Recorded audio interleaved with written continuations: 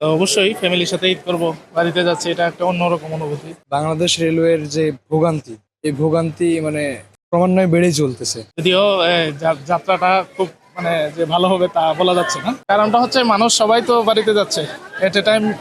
আমাদের তো জনসংখ্যার অধিক্য, এই কারণে এট এ টাইম আমাদের সাপোর্টটা কম, মানুষ অনুযায়ী সাপোর্টটা কম, ওই কারণে হয়তো আমরা যাওয়াটা একটু জটিল।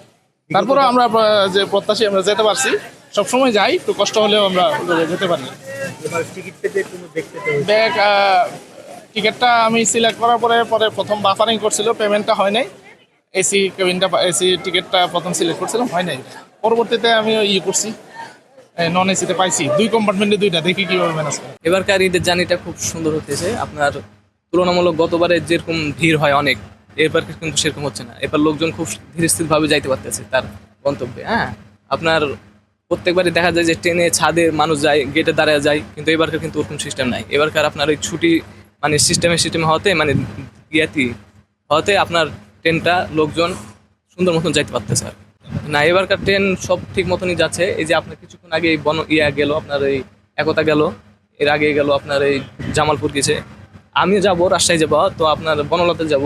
আমি ট্রেনের জন্য অপেক্ষা করছি আর কি। এবার ঈদ যাত্রা আমার কাছে ভালোই মনে হচ্ছে, তবে বাংলাদেশ রেলওয়ের যে ভোগান্তি, এই ভোগান্তি মানে ক্রমান্বয়ে বেড়েই চলতেছে। সিলেট টু ঢাকা আসতেছি, ট্রেন পৌঁছার কথা 6টার দিকে, সেই ট্রেন আসছে 9টায়। এই যে ভোগান্তি, এই 3 ঘন্টার ভোগান্তি, এই 3 ঘন্টার তো মূল্য আছে। এই 3 ঘন্টা তো মানে আপনি তো বুঝতেই পারছেন কি এক সমস্যা। এবার ভোগান্তি একটু কম মনে হচ্ছে, মানে আমি যে ট্রেনে আসছি আশেপাশে আছে ভোগান্তি সেরকম নাই বললে চলে, তবে এই যে ট্রেনের যে লেট করে, এইটা খুব খারাপ লাগতেছে। হ্যাঁ, অনলাইনে শতভাগ টিকিট, এটা অবশ্যই খুব ভালো একটা উদ্যোগ। আহ, যারা সুযোগ হয় না, যাদের স্টেশনে এসে টিকিট কাটার, তারা অনলাইনে কেটে ফেলতে পারে 20 টাকা সার্ভিস চার্জ দিয়ে।